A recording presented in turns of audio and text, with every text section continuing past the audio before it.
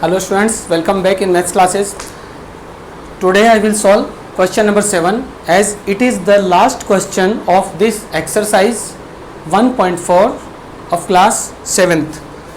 It is your maths textbook Cordova series, okay, and on page number 16 this is your exercise 1.4, page number 16, question 7. So it is the last question. Then I will explain you these facts to remember as these are also important. So question number 7 is a cement company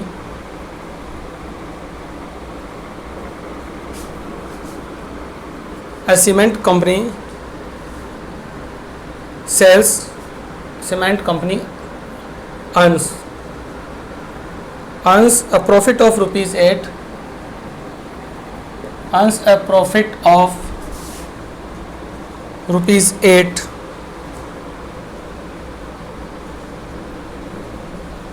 per bag of white cement and white cement sold.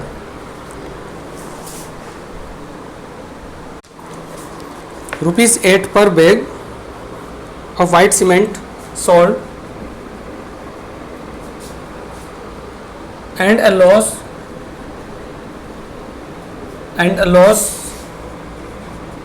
of rupees 5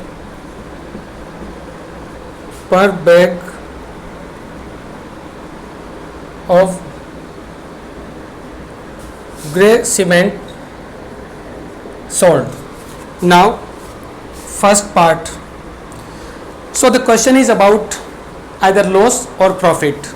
Okay, a cement company earns a profit of rupees 8 per bag of white cement sold and a loss of rupees 5 per bag of grey cement sold.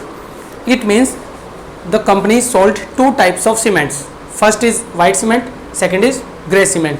So in the case of white cement, the company earns a profit of rupees 8 per bag, and in the case of grey cement, second type of cement, the company earns a loss, okay, of rupees 5 per bag. Means जब company white cement cell करती है तो इसको rupees 8 के according पर bag पर profit earn होता है, और जब वो ग्रे सीमेंट सेल करती है तो उसको रुपीज़ 5 पर बैग लॉस अर्न होता है. Okay, now the first part is the company sells 3000 bags of white cement and 5000 bags of grey cement in a month. What is its profit or loss? We have to decide whether it is a profit or loss. So we will write for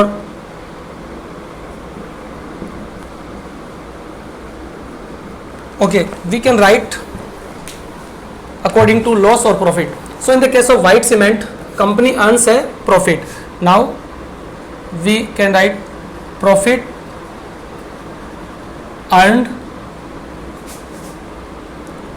Profit earned means when the company is selling white cement, it will earn profit. So what is the total profit? Rupees 8 per bag, and total number of bags are 3000. It is given in the question 3000 bags of white cement. So it is 3000. Now total profit will be rupees 24,000, and loss, okay, loss equals rupees, what is the loss per bag? That is rupees 5. So rupees 5 into number of bags. So the number of bags for grey cement is 5000. Now it is equal to 25,000. Okay, as you can see, the total profit is rupees 24,000 and total loss is rupees 25,000. So what is net? Is it profit or loss? Yes, if you guessed, you are right. The net amount is loss because loss amount is bigger, so there is a net loss. Means company को जो है वो loss होगा, कितने का होगा? You will find the difference, that is 25,000 minus 24,000, that is 1,000. So here we can write loss is greater than profit and loss is equal to 25,000 minus 20, you can write rupees, minus rupees 24,000, that is equal to rupees 1,000. So there is a loss of rupees 1,000. Now you can note it, pause the video and note. This question is very interesting, okay? So you can clear your concepts of loss and profit. Even this chapter is not related to loss and profit, but question is important, okay? So I am going to erase this. The second part of this question is also based on the concept of loss and profit. So let's see how we will solve second part. Second part is, what is the number of white cement bags? What is the number of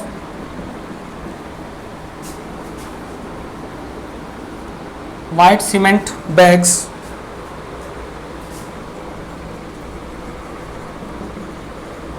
it must sell to have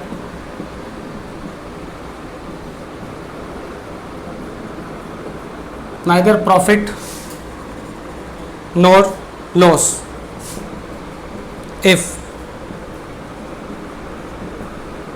the number of grey cement bags sold is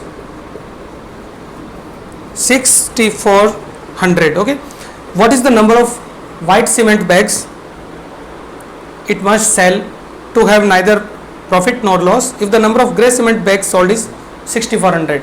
So what is the meaning of this? Means अगर company grey cement के 6,400 bags cell करती है तो उसको white cement के कितने bags cell करने होंगे जिससे कि कंपनी को ना तो प्रॉफिट हो और ना ही लॉस हो. इट मीन्स दोनों बैग्स का अमाउंट सेम होने चाहिए, टोटल अमाउंट जो है वो सेम होना चाहिए. So I am going to write the steps. When we consider loss or profit, then we have to calculate the cumulative value. Okay, means total value of the bags sold. Then if the grey cement bag sold is 64,000, then in the case of grey cement there is always loss. So loss amount is rupees. There are 6,400 bags, but sorry, there are 6,400 bags, but there is a loss of rupees 5 per bag. So we can count the total loss. Okay, it is rupees 32,000. Again I tell you, जब एक grey cement को उसके bag को cell करने पर rupees 5 का loss होता है तो 6,400 बैग्स को सेल करने पर टोटल कितना लॉस होगा? Multiply both these. This is 32,000 and it is given that there is neither profit nor loss. It means the total amounts obtained after selling white cement bags will be equal to 32,000. जब भी company white cement के bag cell करेगी तो उसको जो amount earn होगा वो total 32,000 होगा जिससे कि लॉस और प्रॉफिट बैलेंस हो जाएंगे. Now we can write if there is no profit no loss, then so what is the loss, what is the profit per bag in case of white cement? It is given that it is rupees 8. So rupees 8 into, let the, then rupees 8 into cement, the number of white bags, we can write white cement bags, and it will be 32,000. okay, it will be rupees 32,000, because we don't know the number of white cement bags, but according to the condition no profit no loss, the total net amount after selling white bags, it will be 32,000. Then you can easily calculate. So before I solve this, you can note it down. I am going to erase the upper part. I erase the question only. Okay, so steps are written. Then if we want to find white cement bags, then 32,000 will be divided by 8. So white cement bags equals rupees 32,000 upon rupees 8. Now you can easily cancel out. 8 4 ja 32 and it is 4,000. okay, rupees and rupees also cancelled out. So the number of bags are 4,000 of white cement. If the company sells 4,000 bags of white cement, there will be no loss or no profit. So the answer is 4,000. The answer of first part was 1,000 rupees and answer of second part is 4,000 bags. Okay, students, note it down.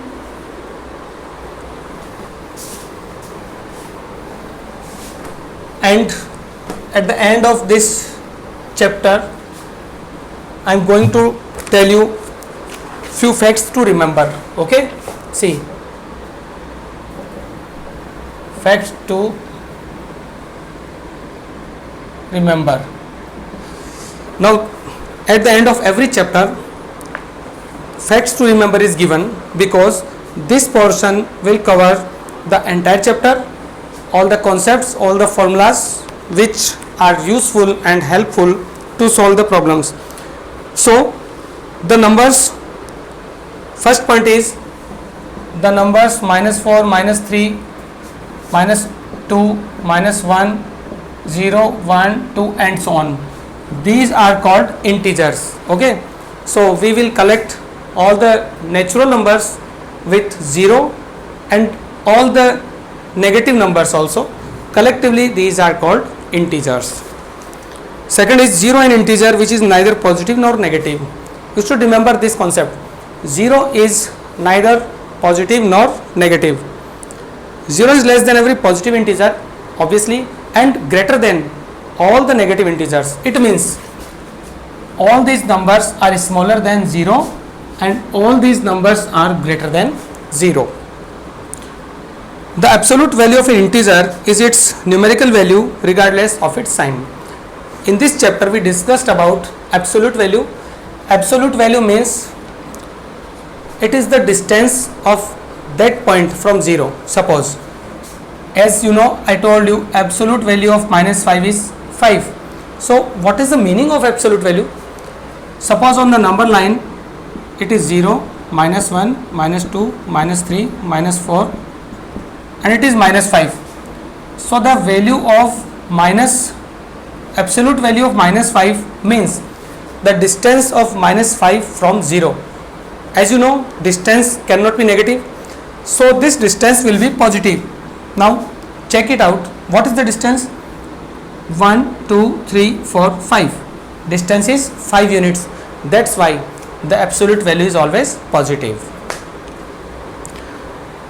To add two integers of like signs, we add their absolute values and put the common sign with the sum. I told you the basic rules of addition and subtraction. When there are same signs, you will add these, or you can say you will add the absolute value of both the numbers and put the same sign. To subtract one integer from the other integer, add its additive inverse to the other. obviously. What is the meaning of this? Suppose to subtract, suppose you want to subtract 7 from 9, so it can be written in this way, subtract 7 from 9. And you can also write in the form of additive inverse, means you can write in this form, both these are equal. This, the meaning of this is subtract 7 from 9, and the meaning of this is add additive inverse of 7 to 9. So both will give the answer 2. Okay.